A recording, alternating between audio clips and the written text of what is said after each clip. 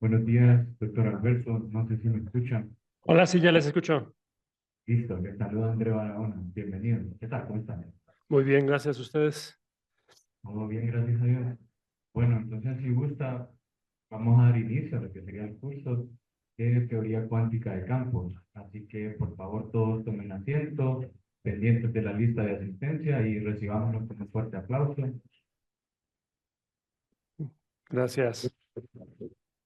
Perfecto. Bueno, pues buenos días a todas y todos. Gusto saludarlos nuevamente. Recordarán que el lunes lo que hicimos fue aprender qué cosa era un campo. Entonces era esta sustancia extendida y continua que llena todo el espacio.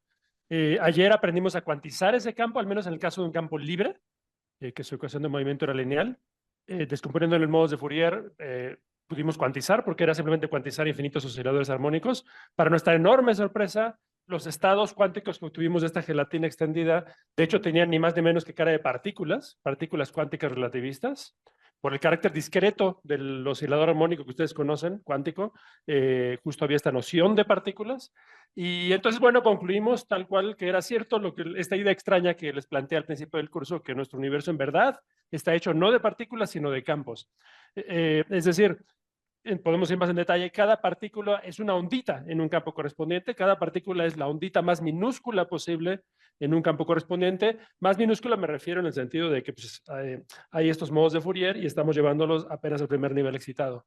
Y bueno, nosotros hicimos el ejercicio en el caso del campo más sencillo, que es escalar, pero mencionamos ya rápidamente que lo mismo es cierto para los fotones, que son ondas en el campo electromagnético, los electrones y antielectrones de los que estamos hechos.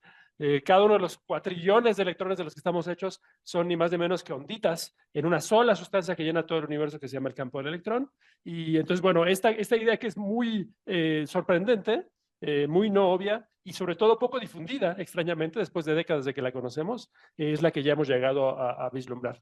Y bueno, iniciando con lo de hoy, si regresamos al caso, el caso más sencillo que estamos trabajando cuantitativamente, que es el caso escalar libre, el campo escalar libre. Bueno, algo que sabemos es que el operador para cada modo de Fourier, phi de p, pues está armado directamente con A y A daga. Y sabemos el significado de estos en términos de partículas. Este crea una partícula con momento P, este la mata. Y entonces, si actuamos sobre el ket, que es el vacío, o sea, el estado donde nuestro campo no está excitado, pues esto da cero y el ADAGA lo que hace es crear una partícula precisamente con momento P. Entonces sabemos el efecto de este operador sobre el vacío, sobre el estado base. Pero entonces eso implica que fácilmente podemos deducir cuál es el efecto de este operador, el operador que pues, es simplemente la transformada de Fourier de este de acá. Y pues lo vemos así. Este era el modo phi de P, este es el phi de P que dije que es A más A daga, y haciendo esta transformada de Fourier con toda esta normalización, que es la que teníamos arriba, que tenemos la clase de ayer, obtenemos el phi de X. ¿Y qué significa esto? Bueno, pues otra vez el de aniquilación no hace nada, el de creación crea una partícula, en este caso con momento menos P, pero como P es la variable de integración, como de costumbre podemos hacer un cambio de variables para quitarnos ese menos, y entonces nos queda esto. Y ahora si contemplamos esto, decimos, pues esto parece familiar. ¿Esto qué es? Si estuviéramos en el caso no relativista, la energía que tenemos aquí, que es raíz de p cuadrada más m cuadrada, pues la parte dominante en el caso no relativista sería nada más m, la masa en reposo. Entonces sería una constante y la podremos sacar de la integral. Y claro, sabemos que, bueno, entonces lo que nos quedaría es hacer una transformada de Fourier. Y hacer una transformada de Fourier es precisamente lo que en el caso no relativista se saben de memoria, que hay que hacer para pasar de un estado con momento lineal definido, como es este, a un estado con posición definida, que es lo que definiríamos de esta manera. Entonces, la X que estamos metiendo acá, que es la X que era la etiqueta de donde evaluamos este operador de campo, pues lo que nos dice es que estamos creando una partícula, actuando sobre el vacío, estamos creando una partícula todavía, pero una partícula con posición definida, tanto como es posible tener posición definida en el caso relativista. Entonces, en resumen, lo que estoy diciendo es que sabíamos que A daga de P, que tiene esta etiqueta P, crea una partícula con momento P, específicamente con momento bien definido, y ahora estamos aprendiendo hoy que phi de X también crea una partícula, o bueno, la podría matar porque tiene también este pedazo, pero una partícula, pues naturalmente con esta etiqueta, que es la etiqueta de posición. Entonces, bueno, esto aprendimos, que phi de X es un operador que crea o destruye una partícula localizada en X. Fíjense que hasta ahora estoy hablando de phi de x con flechas o un 3 vector x y por tanto no he incluido el tiempo aquí en este operador, lo cual significa que estoy hablando en el cuadro de Schrödinger. Pero podemos pasar como siempre al cuadro de Heisenberg, lo cual le añadiría la etiqueta de tiempo. Entonces tendríamos ya esto que es lo que abrevio así. Cuando pongo x nada más quiero decir x mu, que incluye el tiempo y el espacio. Y bueno, pues cuando hacemos eso lo único que aparece es el factor este de oscilación armónica en el tiempo. ¿Qué significado físico tendría eso? Ahora sería un ket que denotaría no con una flecha, sino sin nada, queriendo decir que es x mu, es decir, que es t, x flecha. Lo que quiere decir es que este operador de campo, que ahora ya es función del tiempo y del espacio, ustedes tienen que escoger un sitio específico y un instante específico para decirme cuál operador me están dando. Bueno, si toman ese y actúan sobre el vacío, lo que hace es que crea o destruye una partícula en ese sitio, en ese instante específicamente. Entonces, con eso ya podemos incluso controlar dónde nos situamos en el tiempo, no solo en el espacio. Bien. Y ahora, eso sucede en el caso de un campo real, pero sabemos ya también, aprendimos que fácilmente podemos promover todo lo que digamos al caso de un campo complejo, porque un campo complejo es simplemente un paquete de dos campos reales que tienen la misma dinámica, que vienen en paquete. Y bueno, ayer escribimos en esta página que lo que llamo el campo complejo, que lo denoto phi mayúscula para distinguirlo del real, que es phi minúscula, está hecho con A y B daga. Y por tanto, phi mayúscula daga está hecho con A daga y B. Y entonces, bueno, simplemente mirando esto, pues lo que acabo de decir allá arriba, pues, lo puedo repetir, pero específicamente ahora que hay dos tipos distintos de objetos, ¿no? Partículas y antipartículas, que son los creados o aniquilados por las A's o por las B's.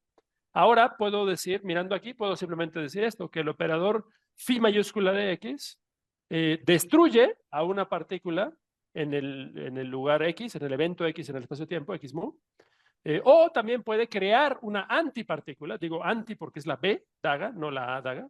Entonces el phi hace eso, destruye una partícula o crea una antipartícula en ese sitio, en ese lugar, en ese evento, en el espacio-tiempo. Y el phi daga, pues lo contrario, el phi daga tiene la daga dentro, entonces crea una partícula. O tiene la posibilidad también de destruir una antipartícula en ese lugar específico, en ese instante específico que estamos dando. Bueno, cuando ya tenemos que hablar de partículas y antipartículas, pues entonces a los kets les tendrás que poner una etiqueta extra para saber cuál de las dos es. Y entonces lo que estamos diciendo es esto, que phi daga, si actúa sobre el vacío, phi daga es el que tiene la daga dentro, no el B daga, el A daga. Y el A daga es el que crea la partícula. Entonces, crea una partícula en X, ¿sí? Pero le tenemos que dar, pues lo que típicamente damos es el nombre de la partícula. Por ejemplo, podría ser, tratándose de una partícula sin spin, dijimos que un ejemplo en la naturaleza sería un pión, digamos que es el pión positivo, este. Entonces aquí, esta N minúscula caligráfica simplemente es el nombre de la partícula. Y en esa notación, a la antipartícula solemos darle el nombre N barra nada más. La barra significa anti, la antipartícula correspondiente. Entonces, el phi, dije, el phi tiene adentro el B daga, y justamente actuando sobre el vacío hacia la derecha, sobre el ket, crea una antipartícula, perdón, en X, que en el ejemplo que dije yo que este fuera el pión positivo, pues entonces este sería el pión negativo. Bueno, entonces como quiera, ya sea en el caso real o en el caso complejo, ahora tenemos un significado directo de estos operadores de campo, que pues antes podían parecer un poco abstractos, y eso es útil. Ya que entendimos eso, podemos ahora pues hacernos la única pregunta física que nos falta por explorar en esta teoría, que es libre. O sea, mientras estamos en el caso sencillo, en el caso libre, que es el caso donde la ecuación de movimiento es lineal, o sea, la acción a la masa es cuadrática, solo hay una cosa más que preguntarnos y ya acabamos. Sabemos que como las partículas no interactúan, pues lo único que pueden hacer en la vida es propagarse libremente de un sitio a otro. Entonces, un universo descrito por una teoría de campos que sea libre es un universo aburrido, ¿no? Donde las partículas no se ven unas a otras. Puede haber muchas partículas si queremos, pero no se ven unas a las otras. Solo andan cercando el espacio por ahí aburridamente. Ahora, aquí quiero hacer una aclaración, un punto que puede ser confuso. Ya nos hemos acostumbrados a que yo los estoy poniendo una y otra vez por ahí estos objetos, A, daga, ya. Y les dije que estos se llaman operadores de creación y aniquilación de partículas porque justamente pueden hacer que las partículas aparezcan o desaparezcan. Y entonces podría pensar que en cuanto están en juego esos objetos, pues ya estoy diciendo que las partículas van a aparecer y van a desaparecer, y entonces ¿por qué estoy diciendo que no, que las partículas simplemente se propagan por ahí libremente? Bueno, pues lo que quiero distinguir aquí es que Sí, es cierto que A, DAGA y A son herramientas matemáticas, herramientas en nuestro lenguaje teórico, que son capaces de crear y aniquilar partículas, eso es cierto. Pero la pregunta de si físicamente sucede eso o no en nuestro sistema, en nuestro universo descrito por esta teoría de campo, si eso ocurre o no, si aparecen, de verdad aparecen y desaparecen partículas o no, físicamente, quien determina eso es el hamiltoniano, porque pues como siempre, en cualquier sistema cuántico, el hamiltoniano es el que determina la evolución en el tiempo, ya sea, si estamos en el cuadro de Schrödinger sería la evolución de los estados, si estamos en el cuadro de Heisenberg sería la evolución de los operadores, pero como quiera, quien nos dice qué va a pasar conforme transcurre el tiempo, qué cosas pueden pasar, y si pueden o no aparecer y desaparecer partículas, es el hamiltoniano. Pero ahora estamos en el caso libre, y en el caso libre el hamiltoniano es lo que dijimos, es simplemente esta colección de soledades armónicos. Entonces tenemos aquí A daga por A para un mismo P, para un mismo modo de Fourier. Y entonces pensemos cuál es el efecto físico de esto. Pues esto es, sí, ahí está el operador de creación y aniquilación, pero en pareja. Entonces, esto de aquí aniquilaría a una partícula con momento P, pero de inmediato le pegamos con esto que crea una partícula con momento P, entonces nadie se dio cuenta, o sea, quitamos esa partícula y la volvemos a poner. Entonces, el efecto de tener este hamiltoniano es que el número de partículas no cambia. Este es un ejemplo de un hamiltoniano específico que no cambia el número de partículas, y pues eso es consistente con lo que digo, que en una teoría libre se llama libre porque las partículas no interactúan. Bueno, entonces ya entendido eso, o sea, de esa aclaración, regreso a decir que solo hay una pregunta que nos queda por hacer. Como las partículas pues, solo se propagan, pues solo nos resta estudiar la probabilidad para propagación libre. Concretamente, la pregunta que nos podemos hacer es la siguiente. Lo voy a escribir aquí en el dibujo, pero en el texto tal cual dice lo que voy a mencionar. Entonces, pensemos ahora sí que tengo un diagrama de espacio-tiempo específico. Entonces, aquí en la dirección vertical puse el tiempo, x0, y las direcciones horizontales son las direcciones espaciales, solo me cupieron dos, x1 y x2, pero con eso nos basta. Y digamos que me fijo en dos eventos en el espacio-tiempo. Entonces, por ejemplo, este x y este x', esos puntos que marqué en azul. Y bueno, yo estoy aquí suponiendo que da la casualidad de que x es un evento más temprano que x', o sea, este tiempo t que le corresponde a x está antes que t'. Si eso sucede así, bueno, pues yo la pregunta que me puedo hacer para estas partículas libres es simplemente, bueno, si tengo una partícula aquí de inicio, ¿qué tan probable es que tiempo después, a la hora t', esté en este sitio? Entonces, quiero preguntarme cuál es la amplitud de probabilidad, pues, de que mi partícula llegue de aquí a acá. Para hacer eso, bueno, pues simplemente pienso, bueno, ¿cómo describo una partícula que está aquí en este sitio, en este tiempo, en este momento? O sea, que está en el evento, pues X, pues lo acabamos de decir arriba. Ese es el estado que denotamos así. Este ket, que tiene una X sin flecha, y por tanto quiero decir X muy, por tanto quiero decir el tiempo junto con el X espacial, pues tal cual nos habla de una partícula que está aquí en este evento. O sea que sabemos, este es un ket en el cual con toda certeza nuestra partícula está ni más ni menos que ahí en ese instante. Y pues el hecho de que la partícula esté acá, pues se denota con este otro ket. Como estamos en el cuadro de Heisenberg, no en el de Schrödinger, los estados no evolucionan. Estos estados son los que describen esas situaciones. Y por tanto, la pregunta que me quiero plantear, que es qué tan probable es que una partícula llegue de aquí a acá, pues es directamente el producto interno de esos dos kets y ya, nada más eso. La amplitud de probabilidad está dada por el traslape entre esos dos kets, que eso es lo que escribí aquí. El traslape en este orden. Primero lo que sucede primero en la vida, que es X, y después lo que sucede posteriormente, que es X'. Entonces, esta es la pregunta física que nos interesa. Y acabo de decir arriba, acabamos de aprender hoy, que este ket lo puedo yo obtener formalmente, empezando con el vacío y actuando sobre él con el operador de campo, porque el operador de campo, como tiene una daga dentro y como tiene esta etiqueta X, lo que hace es crear una partícula precisamente en X. Y en cambio, este otro de acá, siendo ya el segundo en la lista, tiene adentro el operador de aniquilación A, y pues en particular entonces esta partícula que creamos aquí la puede matar en X' para asegurarnos que sí, que esa partícula sí llegó ahí. Bien, entonces, en nuestro lenguaje de estos operadores de campo, la pregunta que nos queremos hacer se puede reescribir de esta manera, como el valor esperado en el vacío, este estado base del campo, del producto de estos dos operadores de campo que tienen justo esas dos etiquetas, que son las que me interesan acá. Y nada más quiero enfatizar, la pregunta física que me interesa se refiere a esto, y como ven, este ket pues es simplemente una partícula. Este ket describe un estado de una sola partícula, y como esta es una teoría libre, pues entonces eso quiere decir que para toda la eternidad existió solo una partícula, ¿no? El número de partículas no va a cambiar, es lo que dijimos arriba, porque el hamiltoniano no permite que el número de partículas cambie. Entonces, este ket significa eso, significa hay una sola partícula en la vida, pero da la casualidad que justamente pasa por este evento del espacio-tiempo. Similarmente, este bra significa eso, significa que hay una sola partícula, eso nunca va a cambiar, y ya, ¿no? Entonces, aquí vemos claramente que la pregunta que hacemos nada tiene que ver con que las partículas aparezcan y desaparezcan, no está apareciendo ni desapareciendo nadie, es una misma partícula que existió para toda la eternidad, y solo nos preguntamos qué tan probable es que llegue de un sitio a otro. En cambio, en este lenguaje sí aparecen estos operadores que tienen adentro la posibilidad de crear una aniquilar de partículas. Usamos ese lenguaje y todo el mundo lo dice así, pero nada más entiendan, no se confundan pues con el hecho de que este es simplemente el cálculo matemático que nos responde a la pregunta física que queremos hacer, pero de nuevo, no porque haya ahí en juego en pasos intermedios operadores de creación y aniquilación significa que las partículas están literalmente físicamente apareciendo y desapareciendo. Eso no es así. El cálculo que estamos haciendo es simplemente esto. Bien, ahora, este es el cálculo que nos queremos plantear si sucede, como dije, que el evento X es anterior al evento X'. Pero piensen un momento que si sucediera al revés, si sucediera que el tiempo T' es más temprano y el tiempo T es más tardío, pues entonces los eventos estarían al revés. Y en el orden, en el uso usual del lenguaje, pues la pregunta que nos plantearemos al revés, ¿no? Nos preguntaríamos qué tan probable es que la partícula empiece aquí y termine acá. No al revés, no que empiece aquí y se vaya para atrás en el tiempo hacia acá.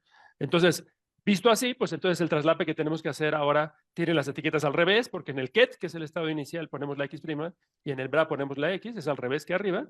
Como quiera, esa pregunta física se puede reescribir matemáticamente igual que antes. Y bueno, sabemos que el producto interno es tal que si volteamos los argumentos del ket y el bra, pues eso nos da el conjugado complejo de lo de arriba, pero es una respuesta distinta, ¿no? En general. Bien, entonces, dependiendo cuál evento viene primero, la pregunta de propagación nos la planteamos con este traslape o con este otro.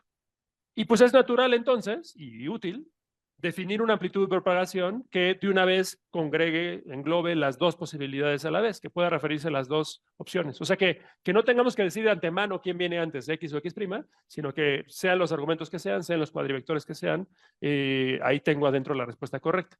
Y pues eso lo hacemos con este renglón. Aquí simplemente estamos haciendo esta notación que le llamo teta a la función escalón, a veces le llaman función de Heaviside.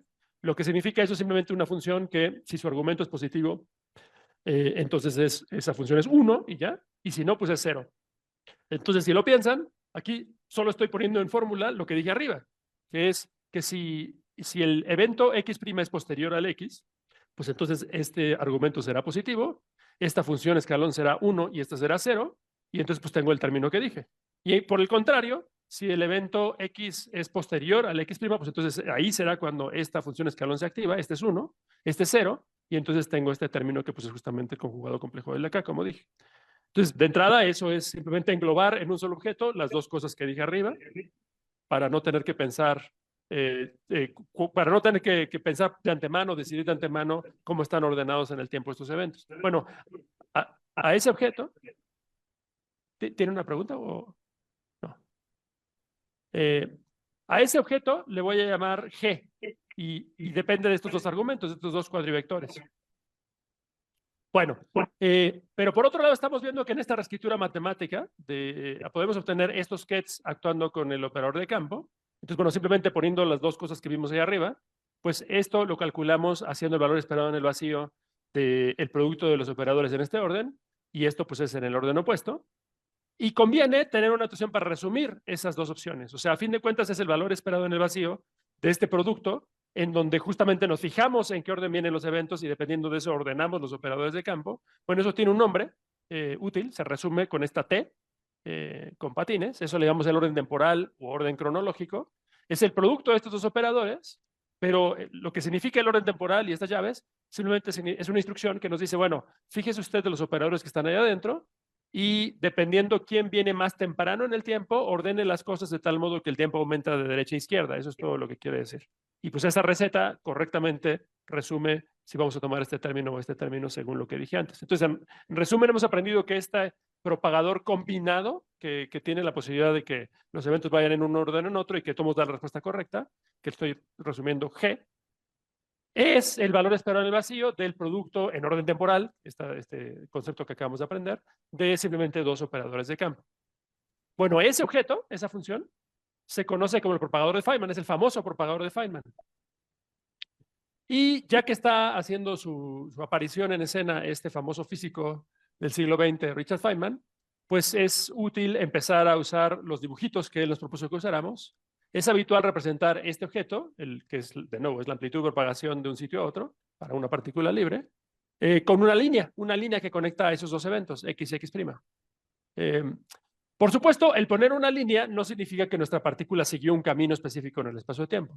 Estas son partículas cuánticas, entonces no se van por una trayectoria particular. Entonces, bueno, nada más es útil tener la conectividad para ver de dónde a dónde estamos haciendo la pregunta de propagación, pero no se tome literalmente la línea. De hecho, ni siquiera se tome literalmente esto como si fuera un diagrama de espacio-tiempo, porque hemos visto que por construcción el propagador de Feynman no nos requiere decidir quién viene antes que quién. Entonces, no tengo que decidir aquí si el tiempo corre hacia arriba o hacia la derecha o hacia la izquierda o hacia abajo, hacia donde yo quiera. No importa.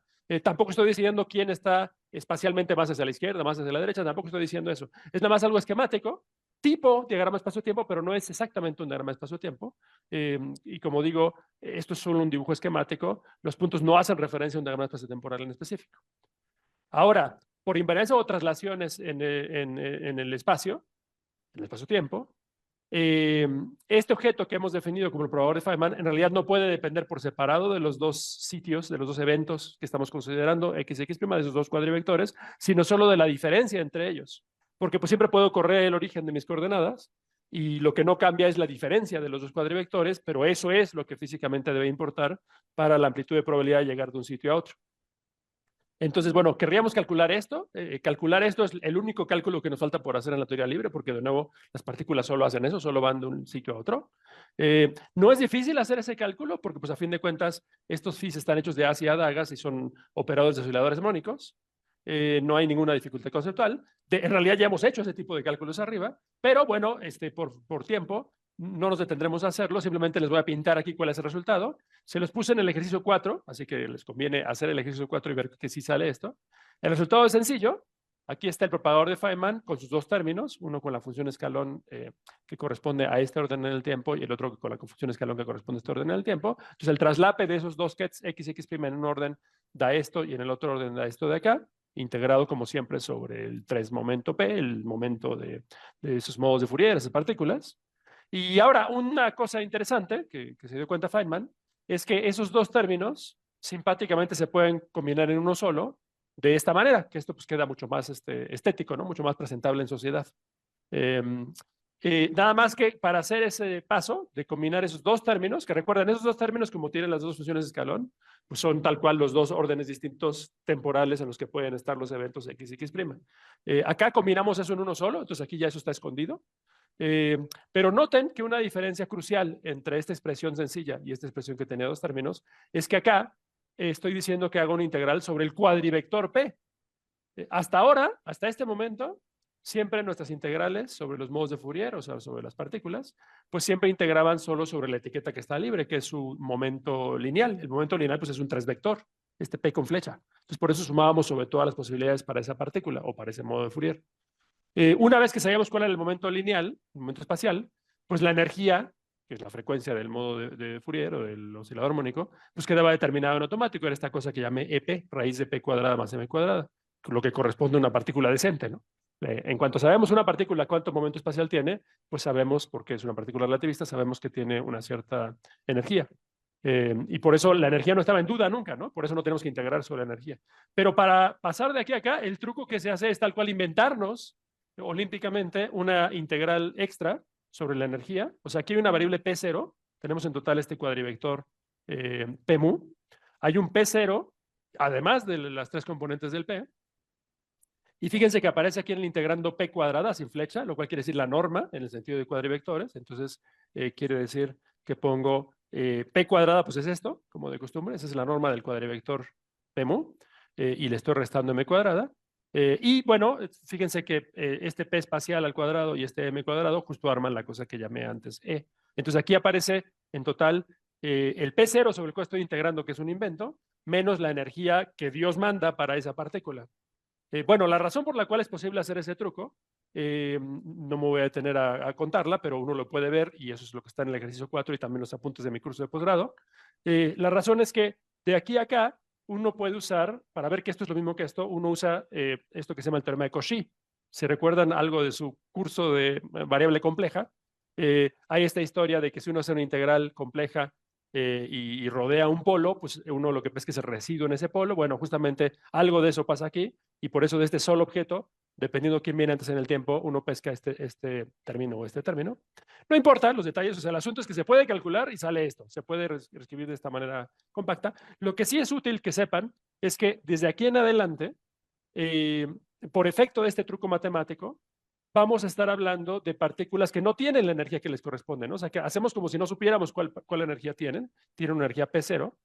Y en el lenguaje técnico lo que decimos es que están fuera de la capa de masa, off shell en inglés. O sea, cuando P cuadrada es igual a M cuadrada, eso decimos que está en la capa de masa, o sea, que tienen la energía decente para una partícula relativista.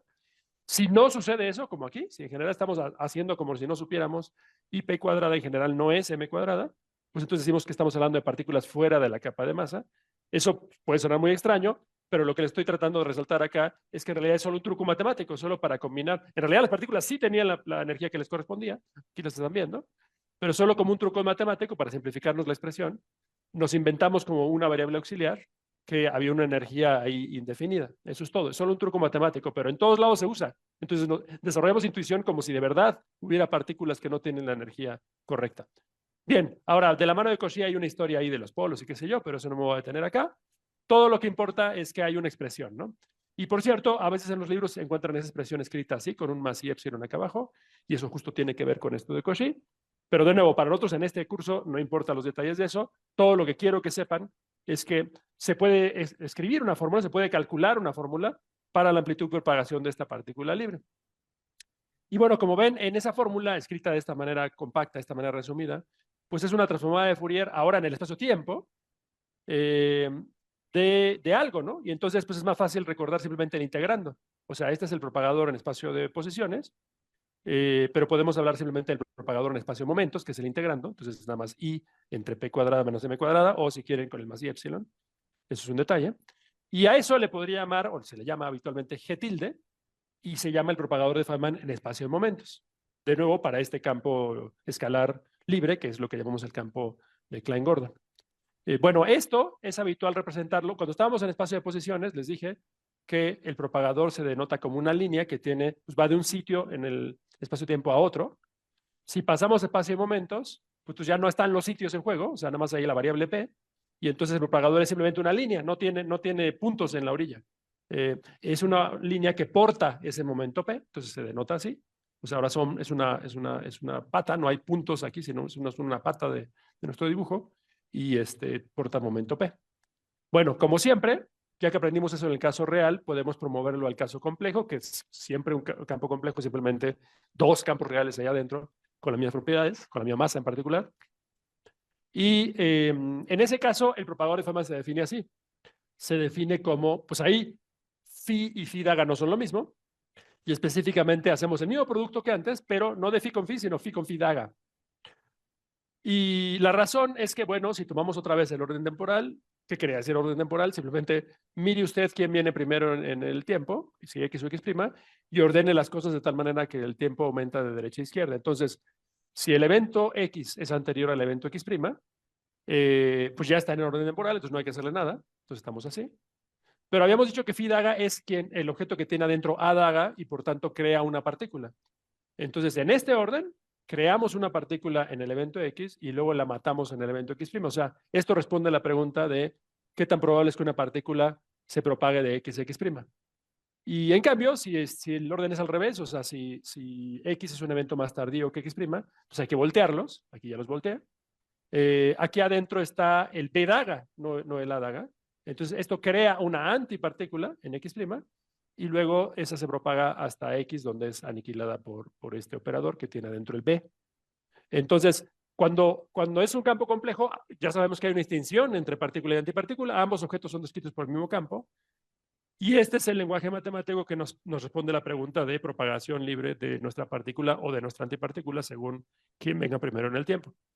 Bueno, la buena noticia es que cuando calculamos eso sale lo mismo que antes, lo cual de hecho es lógico, pues es nada más 2 veces campo escalar.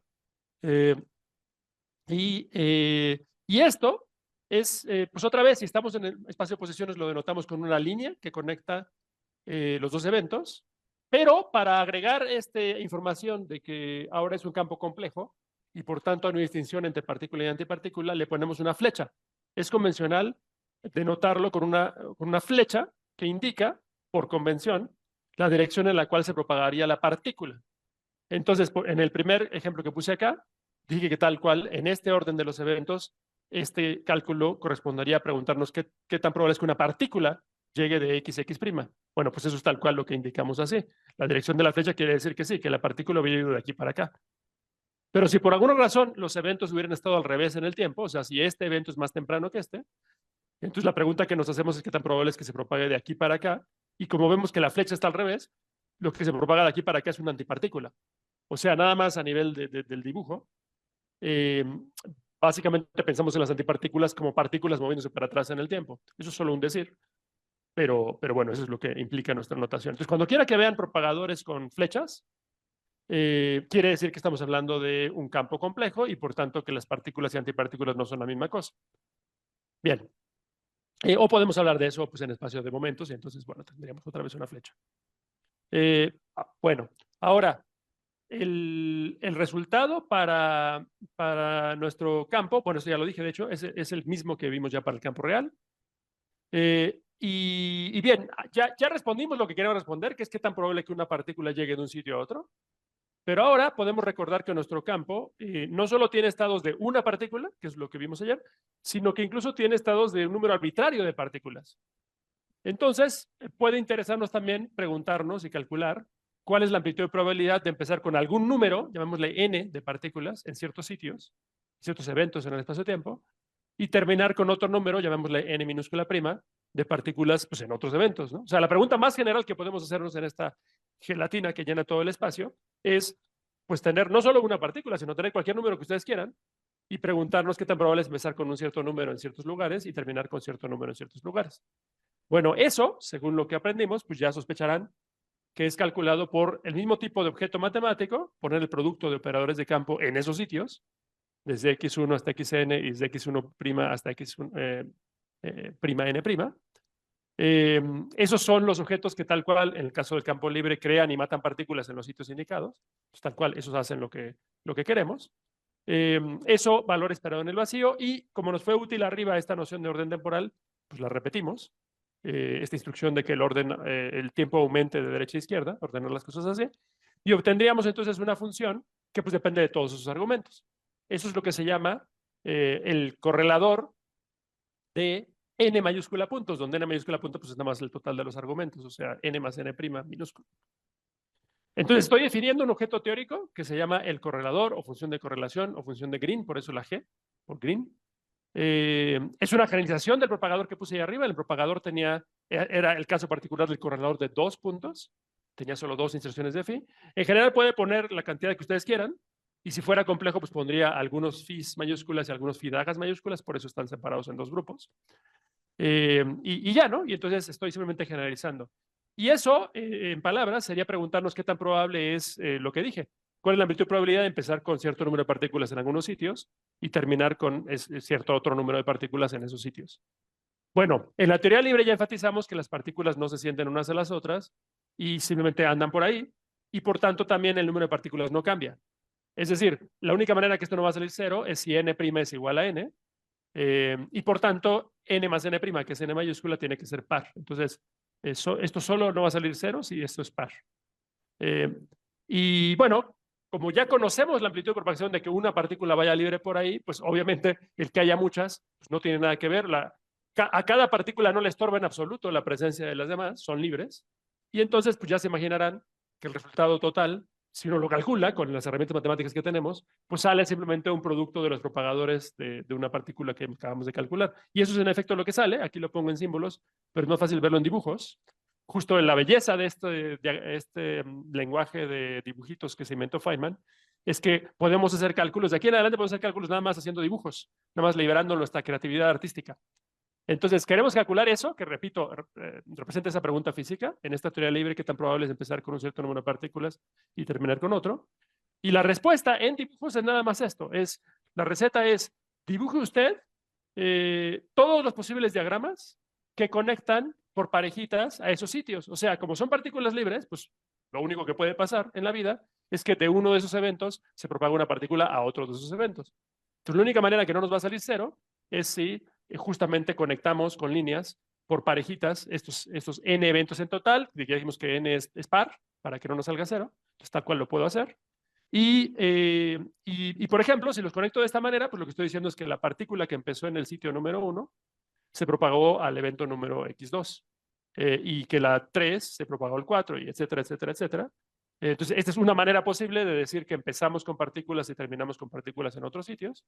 Pero claro, esto no es la única posibilidad. O sea, también podría poner, por ejemplo, que fue la 1 la que se propagó al sitio 3 y la 2 la que se propagó al sitio 4 y hacer todos los otros cambios que ustedes quieran. Y entonces, bueno, hago todas las permutaciones posibles. Recuerden que esto no pretendía ser literalmente un diagrama de espacio-tiempo. Entonces, que si el 1 y el 3 están uno arriba del otro o que si están al lado, dan lo mismo. Entonces, en realidad, dibujarlo así es lo mismo que dibujarlo así. Todo lo que importa es quién está conectado con quién, porque no nos hemos decidido de antemano quién viene antes en el tiempo o quién está más a la izquierda de otro en el espacio. Esto es un resultado totalmente general. No importa cuáles eventos me den ustedes, el resultado es este. Y al poner estas líneas, lo que quiero decir es que tomo el producto de los propagadores, que son los que escribimos arriba. Eso es lo que dice aquí. Y entonces, en resumen, es esto, ¿no? La receta es para calcular ahora la probabilidad de que se propaguen todas esas partículas o la amplitud de probabilidad. La receta es, haga usted todos estos dibujitos, todos los que se le ocurran, que son todas las distintas maneras de conectar esos puntitos por parejas, esos n mayúscula puntos por parejas. Y bueno, ya teniendo cada dibujo, pues entienda que cada línea corresponde al propagador G de Feynman que dijimos antes, y tener muchas líneas en un mismo dibujo significa que uno tiene que multiplicar esos propagadores para tener la amplitud de propagación total, y luego sume sobre las opciones. Entonces, esa es la receta, y ya estamos llegando a este concepto de, apenas en la teoría libre, pero bueno, ya es algo, de diagramas de Feynman. Entonces, bueno, ya estamos aprendiendo a calcular con dibujos. Perfecto. Ahora, aún así, por más que ya está divertido que podemos hablar de que las partículas van de un sitio a otro, etcétera, pues todavía es un universo muy aburrido, ¿no? Porque en este universo las partículas no se ven unas a las otras. Ciertamente ese no es nuestro universo. Es un universo de campos libres, de partículas libres. Entonces, para que la cosa se ponga por fin más interesante, más realista, hay que hacer algo distinto. Entonces, de eso vamos a empezar a hablar hoy. Hasta ahora hemos hablado de un campo libre, como digo, que lo que quería decir por definición es que la densidad lagrangiana o la acción es cuadrática, la ecuación de movimiento era lineal. Eso implicaba que los modos de Fourier estaban desacoplados. Los modos de Fourier eran entonces los modos normales de esta sustancia. Y al cuantizar vimos ayer este milagro de que eso da lugar a partículas, pero son partículas no interactuantes, porque cada partícula viene en un modo de Fourier distinto y los modos de Fourier no se hablan entre sí. Bueno, ahora llega el momento de por fin ser valientes e ir más allá de lo que hasta ahora entendimos. Si agregamos a la densidad lagrangiana o la acción términos cúbicos en el campo o más altos, pues ¿qué sucederá? Sucederá que ahora al usar Euler-Lagrange la ecuación de movimiento ya no va a ser lineal.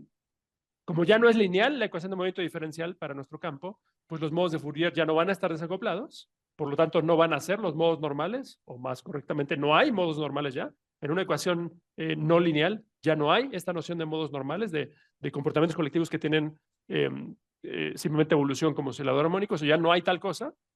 Entonces ya se nos complicó el asunto, o sea, es un sistema dinámico más complicado, nuestra gelatina ahora, nuestro campo no libre, nuestro campo interactuante, y la situación de hecho se vuelve bastante confusa, porque este cambio no solo hace que las partículas, ya cuando estamos en el sistema cuántico, pues todavía suponemos que de alguna manera esa gelatina va a dar lugar a partículas relativistas. El hecho de que los modos de Fourier estén interactuando entre sí, pues nos hace sonar como que, bueno, los que antes eran partículas libres van a interactuar entre sí, entonces vamos en la dirección correcta. Pero lo que es sutil del lenguaje de teoría de campos es que en automático, cuando hacemos que las partículas interactúen entre sí, en automático también modificamos de una manera interesante, de una manera no obvia, incluso la definición misma de lo que es una partícula. O sea, esto que aprendimos ayer y que nos sorprendió, de que una partícula era ni más ni menos que la excitación más pequeña posible en un modo de Fourier específico de nuestro campo libre. Eso solo era porque el campo era libre. Ahora sí habrá partículas todavía, y a eso llegaremos. Entonces, habría Ketz de este estilo, pero ¿qué significa eso en relación con el campo? Eso va a cambiar, y eso es justo lo que queremos ocuparnos. Y de la mano de eso también el vacío. ¿Qué significa el vacío? Va a ser distinto a lo que ayer significaba. Si lo piensan, eso tiene sentido, porque el vacío pues, es el estado base de nuestra gelatina. Y si el hamiltoniano cambió, porque la acción cambió, pues entonces, ¿quién tiene el estado la energía más baja? Pues obviamente cambió también. Lo que vamos a llamar el estado sin partículas es distinto en este caso que en el caso libre. El punto básico al que nos vamos a ir acostumbrando es que cuando permitimos que las viejas partículas, que eran los modos de Fourier, interactúen unos con otros, inevitablemente acaban interactuando también consigo mismas. O sea, vamos a tener la posibilidad de que las partículas se hablen a sí mismas y eso va a cambiar la noción de lo que en realidad es una partícula de una manera interesante, ya verán. Pero bueno, entonces en resumen, donde todos éramos amigos era en el caso de un campo libre, porque ahí nada más había osciladores armónicos y hasta yo lo sabía cuantizar eso y ya, ¿no? Y salieron partículas limpiamente que no se hablaban. Si queremos que las partículas se hablen, entonces ponemos una acción ya no cuadrática, sino con términos cúbicos o más altos. Eso está muy bien. Pero solo les estoy advirtiendo que en este caso la historia se nos va a complicar y la relación entre el campo y las partículas va a ser más útil. Moralmente es la misma idea de que vamos a estar hablando onditas en ese campo cuántico, pero la historia va a ser más complicada. Bueno, el punto clave es este, que para la teoría libre descubrimos la relación entre el campo y las partículas, o entendimos la relación entre el campo y las partículas, esto de que las partículas eran las que son más pequeñas posibles en ese campo, a veces la gente dice que son los cuantos del campo, lo entendimos, fíjense, solo después de resolver de forma exacta la ecuación de Klein-Gordon, ¿no? O sea, no es que por decreto este lenguaje decía que una gelatina cuántica, sus modos de Fourier eran partículas. Nadie nos dijo eso así por principio sacrosanto. Hicimos un cálculo y del cálculo dedujimos que era así y el cálculo pasó por resolver de manera exacta la ecuación de movimiento, que era la ecuación de Klein-Gordon, esa ecuación lineal. Pero bueno, la mala noticia que les tengo es que para el caso de un campo interactuante, pues la ecuación no es lineal y no seremos capaces de semejante pureza. No podemos resolver exactamente esta ecuación no lineal. Y entonces, bueno, pues tendremos que contentarnos con ser menos ambiciosos que eso. Para ser muy concretos, veamos un ejemplo de juguete, decimos, o sea, un ejemplo que no pretende ser exactamente nuestro universo, nada más es un ejemplo de una teoría de campos ya no libre y ver qué pasa. Bueno, consideremos que nuestra densidad lagrangiana, que define cómo se llama nuestra acción, está dada de esta manera. Entonces aquí está lo que llamamos el término cinético, igual que antes. Está este término cuadrático que le habíamos puesto de nombre m cuadrada a lo que va enfrente, igual que antes. Y la novedad es que ahora vamos a meter un término, yo voy a tomar el ejemplo en el cual metemos un término cuártico, phi a la cuarta. Igual que aquí, por convención puse un medio y luego un numerito, que el que yo le quise dar el nombre que yo me gustó. Acá también resulta útil, por convención, poner un 1 sobre el 4 factorial, asociado a este 4, y luego darle un nombre a este número el que yo quiero. Bueno, ¿qué significa este enunciado? El decir que la densidad lagrangiana es esta, que la acción es esta. Bueno, esto integrado sobre el espacio-tiempo. Pues si este es el término cinético y este es el potencial, bueno, pues estamos diciendo que esta es la energía potencial. Es decir, ahora el costo energético por encender el campo, por hacer lo que valga distintas cosas en los sitios del espacio, es distinto. O sea, antes era una parábola nada más, que es lo que venía de acá. Ahora ya no es una parábola, sino que tiene este agregado phi a la cuarta. Entonces, si lo graficamos, hay dos opciones. Si lambda es positivo, entonces lo que está sucediendo es que nuestra parábola se vuelve más empinada cuando me voy a phis grandes. Para phis pequeños, pues domina phi cuadrada sobre phi a la cuarta, que eso es lo que está aquí. Entonces aquí sí parece una parábola aquí cerquita de phi igual a 0. Pero para phis grandes, phi a la cuarta domina sobre phi al cuadrado. Entonces, en lugar de una parábola, tenemos una curva más empinada aquí arriba, ¿no? Bien, entonces el caso azul es el caso donde el lambda, este numerito, es positivo.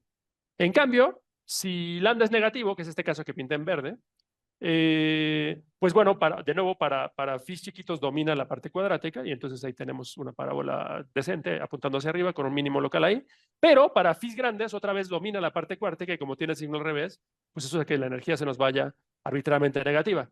Y pues eso es un sistema físico que claramente no es saludable porque no tiene un mínimo global, o sea, el valor preferido del campo es encenderlo hasta allá abajo, y entonces ese caso no nos interesa, entonces se le pongo tache. Lo que queremos entonces es que el lambda sea positivo. Si gustan, podríamos recordarnos eso otra vez, reescribiendo este numerito lambda como el cuadrado de alguien, ¿no? Esta era m de México, vamos a ponerle h de Honduras, entonces lambda podría ser h al cuadrado, si quieren, y ya de ahí en adelante nos acordamos que h es real y ya sabemos que estamos en esta situación. Pero bueno, no voy a hacer eso, ya podemos recordar simplemente en nuestra mente que nos interesa esta situación. Bueno, ese número, ese nuevo número, que es por característica de esta teoría que ya es interactuante, pues determina la intensidad de las interacciones, ¿no? O sea, justamente nos dice qué tanto los modos de Fourier se hablan. Si este número es pequeñito, pues casi lo que más importa es todo esto de acá, que es el caso libre, y entonces los modos de Fourier casi no se van a hablar. Si este número es grande, en cambio, entonces este término va a importar bastante más. que los de acá, y entonces las interacciones entre estos modos de Fourier y por tanto entre las partículas van a ser muy importantes. Por esa razón, este número lambda se llama la constante de acoplamiento, o simplemente el acoplamiento. A veces la gente traduce, en inglés se llama coupling, a veces la gente lo traduce simplemente como acoplo. Entonces, llámenle como quieran, pero este número tal cual significa eso, qué tan intensamente interactúa esta gelatina consigo misma, ya yendo más allá de este término cuadrático. Y de esta manera particular, confía la cuarta. Entonces, de nuevo, es asociado a un costo energético. Bien, ahora, como no cambia el término cinético, pues el momento canónico conjugado a phi sigue siendo el mismo. Pi es simplemente phi punto. Y el proceso de cuantización significa lo mismo que antes. Significa pues, que tengo en cada sitio, tengo una Q y una P, una phi y una pi, y esos los voy a convertir en operadores que tienen que satisfacer las relaciones de conmutación conocidas, ¿no? Si estamos en el cuadro de Heisenberg, entonces a tiempos iguales ponemos esas exigencias de relaciones de conmutación que son las usuales. Bien, la novedad gigantesca es, como ya les había anticipado, que cuando calculamos la ecuación de movimiento para el campo, que a nivel cuántico pues sería la ecuación de Heisenberg para nuestro operador de campo, lo que obtenemos es esto. O sea, cuando lambda era 0, pues nos daría la ecuación de Klein-Gordon y éramos felices porque era una ecuación lineal. Ahora, cuando usamos Euler-Lagrange para sacar la ecuación de movimiento, la presencia de phi a la cuarta pues hace que podamos tomar una derivada de la densidad lagrangiana con respecto a phi y nos sale phi al cubo, ¿no? Phi al cubo cancelando el 4, este 4 de acá. Y por esa razón, la ecuación de movimiento nos queda esto. Entonces ya nos queda este lado derecho que antes no estaba. Y pues claramente es una ecuación de movimiento no lineal. Yo no la sé resolver, no sé ustedes. Y entonces, bueno, pues ahí estamos ya de mal humor, ¿no? O sea, ya decimos, bueno, pues ya se acabó la fiesta. O sea, queríamos hacer partículas interactuantes con esta gelatina más complicada, esta gelatina que tiene una dinámica más interesante. Pero bueno, lo que nos dice esto es que el campo se sienta a sí mismo, pues, o sea, si el campo no es cero y si lambda no es cero, tenemos una fuente del lado derecho para el campo. Entonces, tal cual es un campo interactuando consigo mismo. Bueno, como la ecuación no es lineal ya, yo puedo descomponer si quiero en modos de Fourier, pero los modos de Fourier no van a estar desacoplados. Entonces, no va a ser cierto que mi campo, ya sea a nivel clásico o a nivel cuántico, como operador de campo, se puede expresar como una combinación lineal de ondas planas con coeficientes A y A daga. O sea, la historia feliz que tuvimos ayer ya no es cierta acá, porque si yo decretara o propusiera que phi se escribe exactamente como ayer, pues eso aplicándole este operador diferencial de Klein-Gordon me daría 0, no me daría phi al cubo. Entonces, ya estamos mal, ¿no? O sea, en general no sabemos qué hacer. Lo siento. Pero por otro lado, decís, bueno, no seamos tan ambiciosos, no tratemos de resolver esto en general. Pensemos que da la casualidad de que tenemos la suerte de que las interacciones son muy débiles. O sea, que ese numerito es muy chiquitito. Fíjense que ese número, ustedes pueden hacer aquí análisis dimensional y ver que ese número es adimensional, no tiene unidades, por tanto tiene sentido compararlo con 1. Si resulta que es mucho menor que 1, pues entonces estamos diciendo, como es el acoplamiento, estamos diciendo que las interacciones son débiles, o sea que los modos de Fourier casi no se hablan entre sí, por tanto las partículas casi no se hablan entre sí. Ese es el régimen que llamamos la teoría débilmente acoplada. Si tenemos la suerte de que estamos justo en esa esquinita, si nuestro universo es así, resulta que ese numerito es algo que es chiquito, pues entonces ahí sí tenemos cómo orientarnos, porque esperaríamos que la dinámica de nuestro campo más sofisticado se pueda aproximar razonablemente con una expansión perturbativa en potencias de lambda. Es decir, que cualquier cantidad física que queramos calcular, la podemos desarrollar una serie de Taylor en potencias de lambda y quedarnos solo con términos más bajos porque lambda es chiquito. Entonces, los términos más y más altos en una serie de Taylor en potencias de lambda pues serían cada vez más chiquitos porque lambda es un número muy chiquito. Bueno, esa es la idea de tener una expansión perturbativa, o sea, simplemente hacer una serie de Taylor. La idea de expansión perturbativa ustedes la aprendieron en cuántica no relativista, aquí la vamos a hacer en cuántica sí relativista. Bien, y en esa expansión, en esta manera de organizarnos, pues nos vamos a ayudar con el caso libre, y eso es buena idea porque ese sí lo entendimos muy bien. O sea, de nuevo, el caso de un campo libre lo entendimos perfectamente y supimos calcular todo lo que había que calcular, no había ningún misterio ahí. Entonces, orientándonos desde ahí, vamos a agregar las interacciones de a poquito, lo cual es válido si lambda es muy pequeñito. Bueno, entonces, para empezar, para ir en esa dirección, podemos separar al hamiltoniano justo en su parte libre y en su parte interactuante. O sea, el hamiltoniano pues tenía esta cara en el caso libre. Ahí sigue estando este pedazo. Entonces se lo voy a llamar H0. Y luego la novedad es que le agregamos este pedazo, ya nos aventuramos a hablar de un campo más complicado que tiene esta autointeracción phi a la cuarta con un número enfrente. Entonces, bueno, eso lo voy a llamar la hamiltoniano de interacción. ¿Y cuál es el problema que tenemos? Lo que dije es que si queremos de un solo golpe resolver la ecuación de movimiento, este es la ecuación de movimiento que satisface el operador del campo en el cuadro de Heisenberg, que es el que tiene toda la dependencia. Y ese es un operador complicado y no podemos referirnos a modos de Fourier, a As y a Dagas, no podemos hacer eso. Por culpa de este amigo, ¿no? Entonces, la estrategia para hacer la expansión perturbativa es no ser tan ambiciosos. Vamos a definir un cuadro que no sea el de Heisenberg, un cuadro como intermedio entre el de Schrödinger y el de Heisenberg, en donde el operador de campo, y pues de hecho todos los operadores, evolucionen no con el hamiltoniano completo, que sería la suma de todo esto, sino solo con la parte libre. La parte libre es amigable, esa es la parte que sí estábamos trabajando bien ayer. Entonces, eso es lo que vamos a hacer, vamos a definir un cuadro intermedio. Entonces, en lugar del cuadro de Schrödinger, que como sabemos, ahí los operadores no dependen del tiempo, pero los estados sí, y los estados dependen con el hamiltoniano completo, o el de Heisenberg, que hemos estado usando ya, y ahí sabemos que los operadores son los que tienen toda la dependencia temporal y los estados no tienen ninguna dependencia temporal. Usaremos este cuadro intermedio, que se llama el cuadro de interacción, o también se llama de Dyson o de Tomonaga, porque pues ellos dos justo lo escribieron, que hace esto, por definición, en el cuadro de interacción, mis operadores sí evolucionan en el tiempo, pero solo evolucionan con la parte libre, no con el hamiltoniano completo. Bueno, y eso hace que entonces los estados sí tengan que tener una dependencia del tiempo, porque ahí queda la parte restante, la parte de las interacciones. Y bueno, las fórmulas precisas son estas. No se distraigan con los detalles aquí porque no lo voy a hacer, o sea, no importa detenernos, no tenemos tiempo de detenernos en detalle. El asunto es nada más entender la idea, que en el cuadro de interacción, por definición, los operadores, les voy a decorar así con una I de interacción, los operadores en el cuadro de interacción sí tienen dependencia temporal, pero solo es la dependencia libre. Lo cual por construcción quiere decir que los operadores pues evolucionan con la ecuación de Heisenberg, pero la ecuación de Heisenberg solo utilizando el hamiltoniano libre. Y eso es buena noticia porque el hamiltoniano de interacción, el hamiltoniano libre, pues es esta parte que sí entendimos bien ya desde ayer. Como esta evolución solo con el hamiltoniano libre la tenemos en particular para el operador de campo, es decir, para todos los operadores y en particular para el operador de campo, pues entonces, por construcción, nos hemos inventado un operador de campo, en el cuadro de interacción, que satisface la ecuación de movimiento libre, o sea, la ecuación que teníamos ayer cuando éramos felices. Y esta ecuación, que es la ecuación de Klein-Gordon, pues ya sabemos que sí se puede resolver desarrollando a este amigo en As a Dagas con ondas planas enfrente. O sea, eso es tal cual la solución general, que la calculamos primero clásicamente y luego cuánticamente ayer, donde aquí el cuadrivector P-mu pues tiene la energía que Dios manda. Y por eso estamos integrando solo sobre el tres momentos. O sea, lo mismo, esto lo copié de ayer, pues no me lo inventé hoy otra vez. Entonces, nos hemos inventado la... Por acá. Nos hemos inventado por acá. No. Okay. Perfecto, sí. Nos hemos inventado por acá un operador de campo que es nuestro viejo amigo, pues ese es el campo libre en realidad. Y por tanto, ese sí está hecho de operadores de creación y aniquilación de partículas que satisfacen las viejas relaciones de conmutación.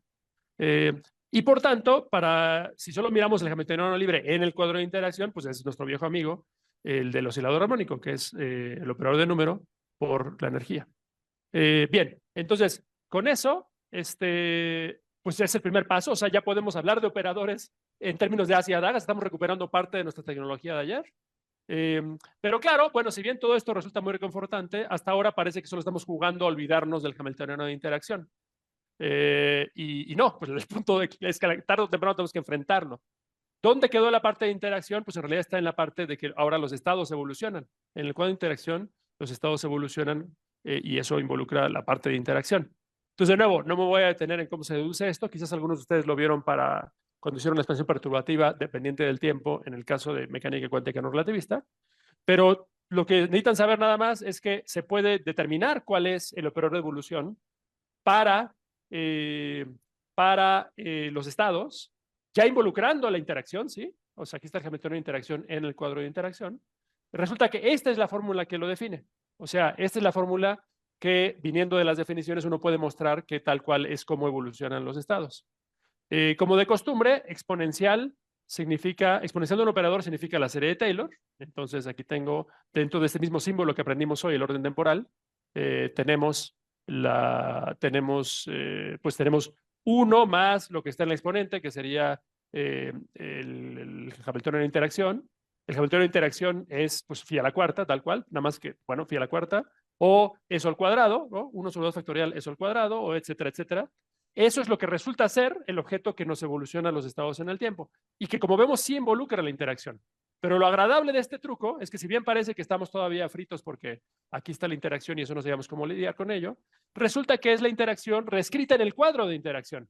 Y reescrita en el cuadro de interacción, ese amigo satisface la ecuación de Klein-Gordon y por tanto está hecho solo de as y adagas. Entonces, a fin de cuentas, hemos logrado, en términos del lenguaje de as y adagas, que eran objetos amigables que supimos manejar ayer, estos objetos de creación y aniquilación, o de ascenso y descenso de osciladores armónicos, hemos logrado escribir toda la dinámica.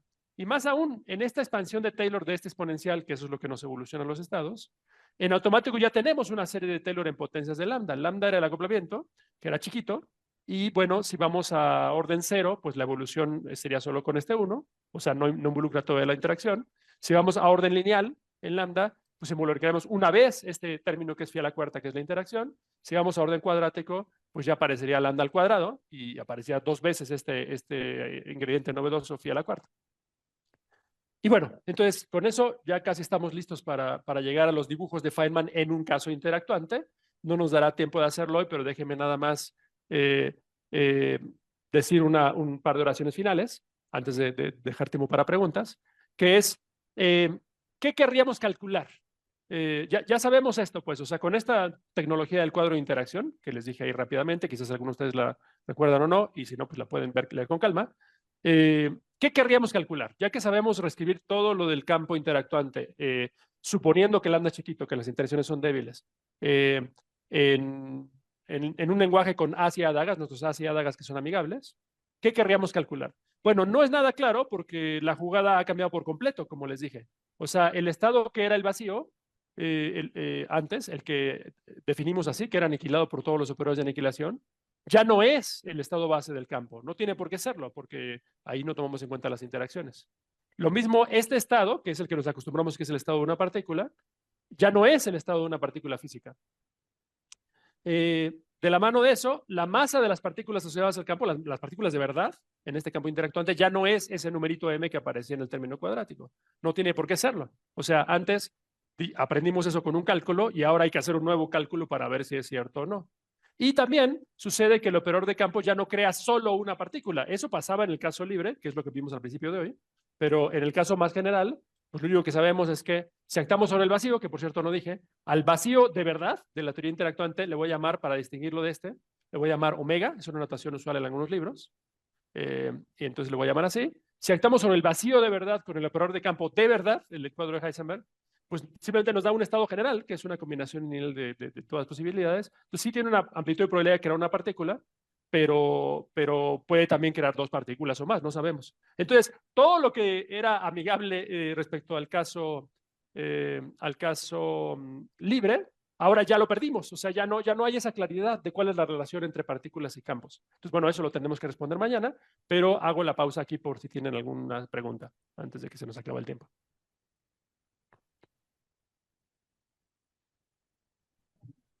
Bueno, ahorita se abre el espacio para unas 3 preguntas, si les parece.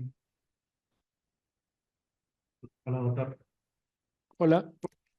Quería saber si hay alguna explicación física para que la constante de acoplamiento lambda sea muy pequeña y por qué phi en ese caso tiene que ser necesariamente a la 4 y no puede ser, por ejemplo, a la 3, o por qué tiene que ser un número par.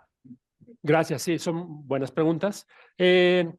Primero, yo escribí esto como un ejemplo nada más, ¿no? Entonces, respondiendo a tu segunda pregunta primero, no hay ninguna razón mágica por la cual no pueda poner phi al cubo. Puedo poner phi al cubo, o puedo poner phi a la 17, o a phi a la que ustedes quieran, o puedo poner muchos términos, ¿no? Puedo poner phi al cubo, phi a la cuarta, phi a la quinta, phi a la 17. Entonces, son simplemente distintas opciones, distintos universos con gelatinas, campos que autointeractúan de distintas maneras. Entonces, en general, habría números arbitrarios aquí enfrente. Y diciendo cuánto valen los coeficientes enfrente de mi polinomio en el campo y mi potencial, pues yo estaré diciendo cuál universo vivo. Entonces, eso es arbitrario. Yo escogí esto simplemente como un ejemplo particular. Es un ejemplo amigable, útil, famoso. Esta teoría se llama phi a la cuarta, tal cual. Y entonces yo estoy haciendo esto solo porque me dio la gana de hacer esto. Pero puede ser phi al cubo, puede ser phi al cubo y phi a la cuarta, puede ser phi a la quinta, lo que ustedes quieran. Segunda pregunta, que si hay alguna razón particular por qué lambda tiene que ser pequeño. No, o sea, físicamente, de nuevo, ¿cuánto vale m y cuánto vale lambda? Define en cuál universo vivo yo. O sea, define cuál es la dinámica de mi gelatina. Y pues podría vivir en un universo donde esos números valen lo que ustedes quieran. Entonces, de hecho, lo más genérico pues, es que lambda no sea pequeño, que sea de orden 1 o incluso puede ser gigantesco, ¿no? Lambda. O sea, eso es perfectamente sensato desde el punto de vista de hablar de nuestra gelatina y eventualmente de encontrar partículas que interactúan. La razón por la cual lo estamos suponiendo pequeño es solo porque somos brutos y no sabemos calcular cuando lambda no es pequeño. Eso es todo. O sea, como lambda, con lambda de orden 1 o peor aún, mucho más grande que 1, no tenemos idea cómo calcular. Entonces, a eso le tenemos miedo. Y por tanto dices, bueno, vamos a tomar un ejemplo en el cual hablamos de un universo donde lambda es muy pequeñito y ahí sí que voy a poder hacer este argumento que nos va a llevar mañana a los diagramas de Feynman ya en una teoría interactuante y ahí es donde sí podemos calcular. Entonces la pregunta de que si lambda es chiquito o no es una pregunta de en cuál universo resulta que vivimos. En el caso del mundo real, si hablamos, pasaremos eventualmente al ejemplo de tener electrones y tener fotones. El análogo de lambda, este acoplamiento, en el caso de lo que se llama electrodinámica cuántica, es de hecho simplemente la carga eléctrica del electrón, o sea, el número que determina qué tan probable es que un electrón pues le hable al campo electromagnético, o sea, escupa o absorba fotones, interactúe pues, y ese número resulta que en el mundo real es chiquito, o sea, ahí sí tuvimos la suerte de que el electromagnetismo es una teoría débilmente acoplada. Pero eso fue por casualidad, no tiene que ser que todas las teorías de campo son así. En particular, para la fuerza fuerte hay un número análogo, que es la carga fuerte, y ese número no es pequeño. Por eso se llama eso la fuerza fuerte. Gracias por tus preguntas. Buenas, yo tengo una pregunta que sería, si bien hemos estado trabajando con partículas libres y ahorita que interactúan entre sí, ¿qué pasaría si estas partículas estuvieran sometidas a un campo, por ejemplo, electromagnético o gravitatorio? ¿Cómo cambiaría esto? Eso lo vamos a decir mañana. Mañana vamos a decir rápidamente cómo este campo escalar, que hasta ahorita lo hemos trabajado por sí solo, cómo si hay otro campo que es electromagnético, cómo se puede acoplar a él, cómo esas dos gelatinas pueden quedar adheridas o acopladas. Entonces ya veremos eso. La receta, pues digamos, a fin de cuentas nada más es el mismo tipo de cosa, que la ecuación de movimiento de uno de los campos pues ya tiene al otro. Entonces ya no van a ser campos libres. Pero la manera específica como hay que hacer eso queda determinada por las propias simetrías y eso lo veremos mañana.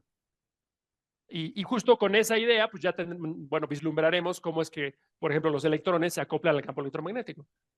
Y de ahí tendremos estos dibujitos de Feynman hablándonos de electrones que escupen fotones y así. Y eso ya es una situación del mundo real, ¿no? O sea, eso solo llegaremos al final. Estamos usando ejemplos de juguete en el camino, pero la idea en sí va a ser similar a la que vamos a desarrollar ahora.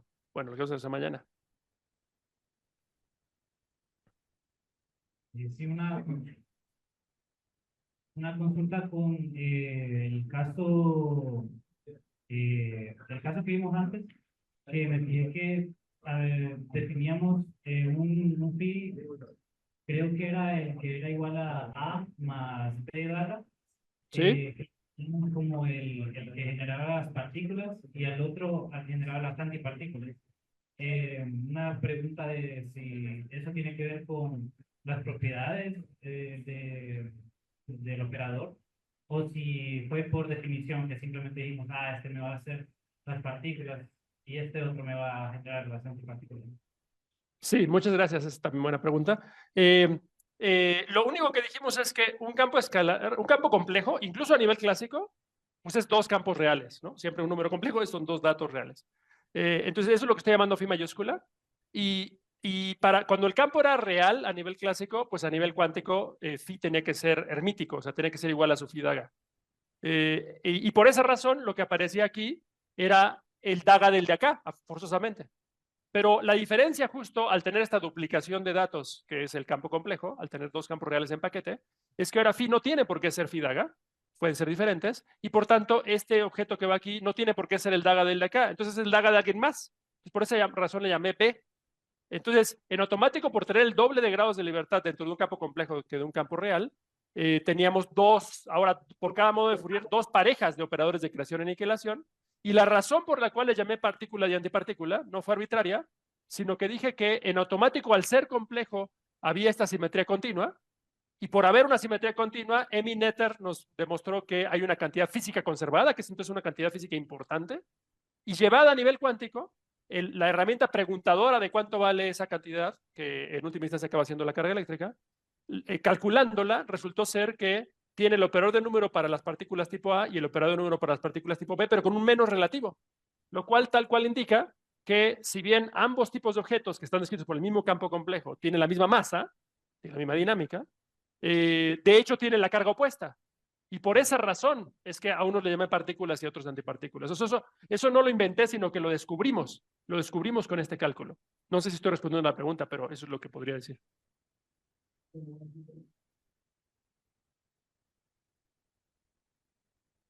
Entonces aquí es donde descubrimos, pues aquí es donde identificamos que A daga crea partículas y que B daga crea antipartículas. Y regresando acá arriba, pues entonces entendemos que phi está hecho con un operador de aniquilación de partícula y de creación de antipartícula. Y phi daga, pues al revés.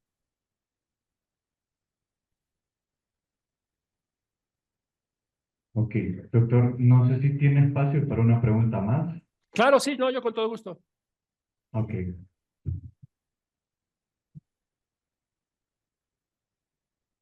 Una pregunta, ahorita que estuvimos trabajando con campos electromagnéticos que son libres y lineales, esos no interaccionan consigo mismo, pero por ejemplo el campo único que sí puede interaccionar con el mismo es porque esas dos condiciones son diferentes o es por otro motivo.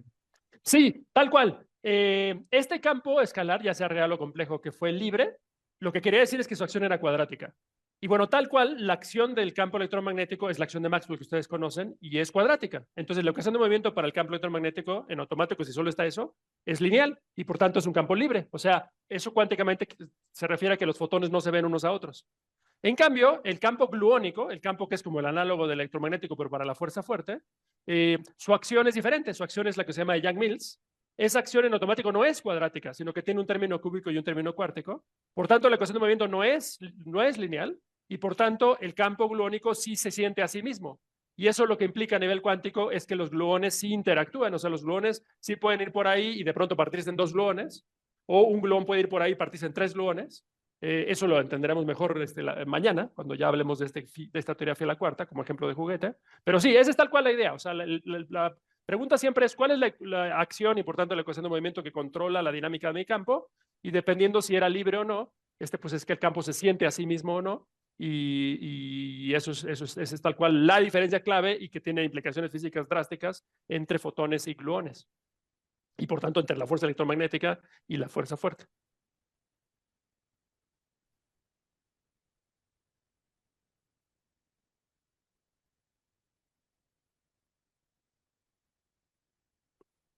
No sé si tiene alguna. No sé si alguien Ya más está. tiene alguna pregunta y si el doctor también tiene espacio para una pregunta más. Sí, con todo gusto. Todas las que quieran, yo encantado acá de platicar con ustedes. De todo modo, les recuerdo que, por supuesto, muy bienvenidas sus preguntas por correo y también en las sesiones en la noche, en las 9:30 de la noche. Pero ahora que estamos aquí, si tienen tiempo, con todo gusto yo sigo contestando lo que guste. Bueno, doctor, mi pregunta era sobre al definir el potencial en el Lagrangiano. No sé si decir porque el término que está a la 4 tiene que ver que sea conservativo o no. O sea, el potencial lo definimos como sea o hay condiciones. Esa es mi pregunta que no me quedó muy claro. Al definir, Sí, no, ya desde, bueno, en el término, el lenguaje de mecánica usual, ya desde que estamos hablando de un potencial, ya estamos pensando que es conservativo. Conservativo normalmente nos referíamos, bueno, en particular que se conserva la energía. Nosotros acá en este lenguaje, bueno, en realidad en mecánica en general, la conservación de la energía está asociada a la invariancia bajo traslaciones en el tiempo. Entonces, en realidad, no importa qué dependencia de phi tenga mi energía potencial, mientras no dependa del tiempo, pues entonces mi acción es invariante bajo traslaciones en el tiempo, y Noether me dice que la carga conservada por invariancia bajo traslaciones en el tiempo es la energía. Entonces la energía se va a conservar independientemente si yo ponga phi a la cuarta o phi al cubo o phi a la 17, qué sé yo. Esto que les llamó la atención de que por qué puse phi a la cuarta es nada más por la siguiente razón. Si hubiera puesto solo phi al cubo, fíjense qué pasará con la gráfica. Si hubiera puesto phi al cubo, pues phi al cubo es una función impar, ¿no? O sea, tiene el valor del lado negativo de phi, iría a la curva para abajo y del lado positivo iría a la curva para arriba. Entonces, de hecho, si solo pongo phi al cubo, mi potencial tampoco sería saludable, porque si bien iría para arriba de este lado, más rápido que una parábola, iría para abajo de este lado, más rápido que una parábola, y entonces de este lado no tendría un vacío estable, no tendría un mínimo estable, pues. Entonces, si solo pongo phi al cubo, si bien lo puedo hacer, estaría en una situación similar a como si pongo solo phi a la cuarta con lambda negativo. Ahora, lo que sí puedo hacer es poner phi al cubo y phi a la cuarta juntos. Ahí, de todos modos, a la larga gana phi a la cuarta, y entonces ahí sí tendría una situación estable. Pero bueno, eso lo veo ya de por sí a nivel clásico, antes de cuantizar. Y digamos, posibilidades hay todas, o sea, ustedes pueden poner el potencial que ustedes quieran. Yo simplemente tomo esto como un ejemplo. Ahora, resulta ser que en la naturaleza el campo escalar que hay fundamental, que es el campo de Higgs, de hecho tiene un potencial como phi a la cuarta precisamente, pero no lo hice por eso, simplemente lo hice porque este es un juguete o un ejemplo útil en el cual calcular y en el cual aprender por primera vez diagramas de Feynman. Es solo un ejemplo particular de cómo este campo se siente a sí mismo, eso es todo lo que es. Y como ya, por cierto, como ya aludimos brevemente con sus otras preguntas, no es que la única manera de tener campos interactuantes es que se sientan a sí mismos, que es lo que está pasando acá. Puedo tener más de un campo y que se sientan uno al otro, y de todos modos eso ya no se llama un campo libre. En particular, en QED, la electrodinámica cuántica, tal cual pasa que está el campo del electrón, el campo electromagnético, y se hablan uno al otro, y bueno, cuánticamente pues pasa esto que ustedes conocen, que los electrones pueden ir por ahí y de pronto escupir un fotón o absorberlo. Entonces, de todos modos, es un caso interactuante y un caso interesante, que llegaremos brevemente al final de mañana, pero en intuición vamos a trabajarlo todo acá en este ejemplo escalar. Bueno, muchas gracias, doctor Gosa. Se aprecia bastante la calidad del curso. No, Y gracias a bueno, ustedes. Encantado. Y por cierto, muy buen día hoy, que es especial, que van a ir, que disfruten mucho su visita al sitio arqueológico, que les vaya muy bien a todos en su presentación de pósters y que disfruten mucho la cena del evento. Me encantaría estar allá con ustedes, pero bueno, no se pudo. Así que nos seguimos comunicando a distancia y los veo mañana para la última clase. listo. Buen día. Muchísimas gracias.